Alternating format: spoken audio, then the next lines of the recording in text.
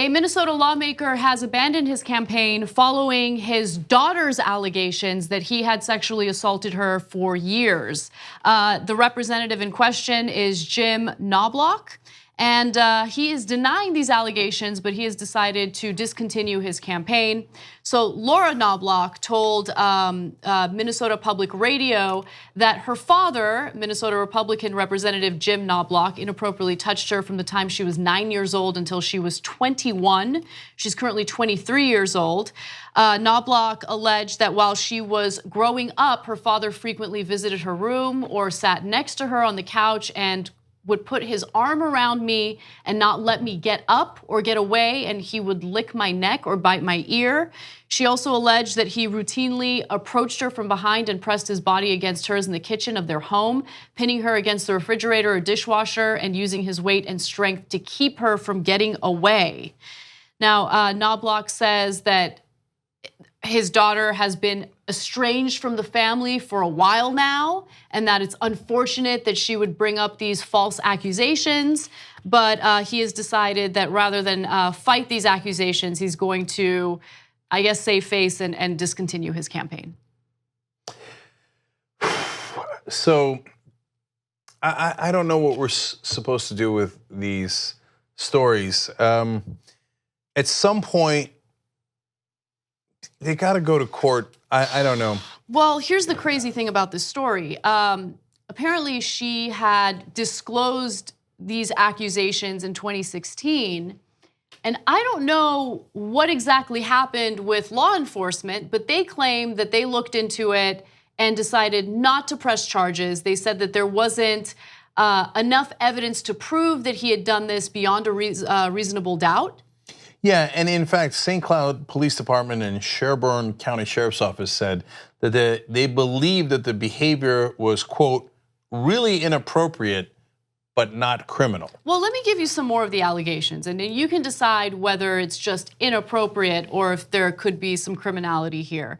So according to the reporting, when she was 20, her father, this is her allegation, pinned my wrists above my head and just started like making out, slobbering open mouth kisses with tongue on my neck and biting my ear. She also alleged that later that night, while her family was watching a movie together, her father put his face between her legs repeatedly, kissing and licking up her legs.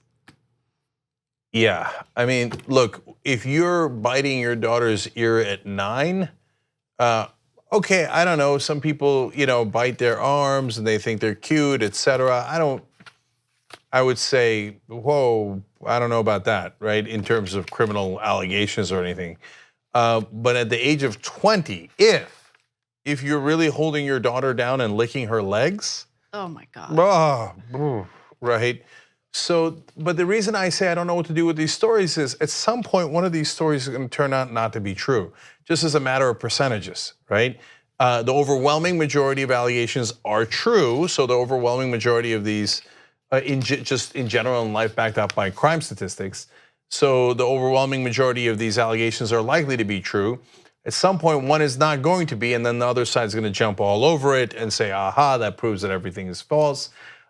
So in this case, it would require, if you were this was in a court of law and I was a juror, I would say, okay, I can't wait to see the testimony of the wife, the other siblings, the uncle who helped her went and talked to the police with her about her dad, okay? I would really want to hear his testimony. I'd want to hear all their testimony and figure out what actually happened or not. But we're not going to get a chance to do that, and everything is judged in the court of public opinion. And it's crazy, and it shouldn't be that way. But I also wonder if, local law enforcement was just automatically on his side, because remember, he's a person in a position of power. He's an 8-term lawmaker in Minnesota.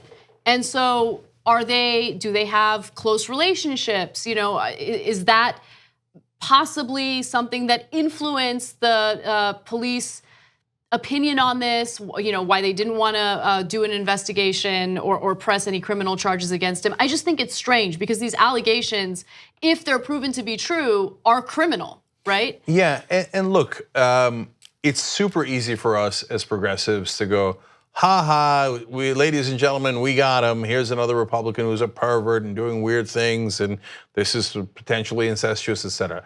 But we're not doing that. He's already resigned, and it's between him and his family. And if it's criminal, then the cops maybe should reconsider.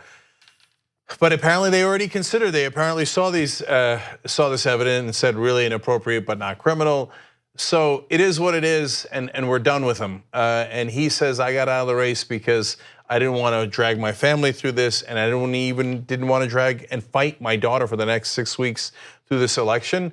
Or he got out of the race because he did these super creepy things with his daughter and didn't want it all over the press over and over again, which it would have been if he'd stayed in the race.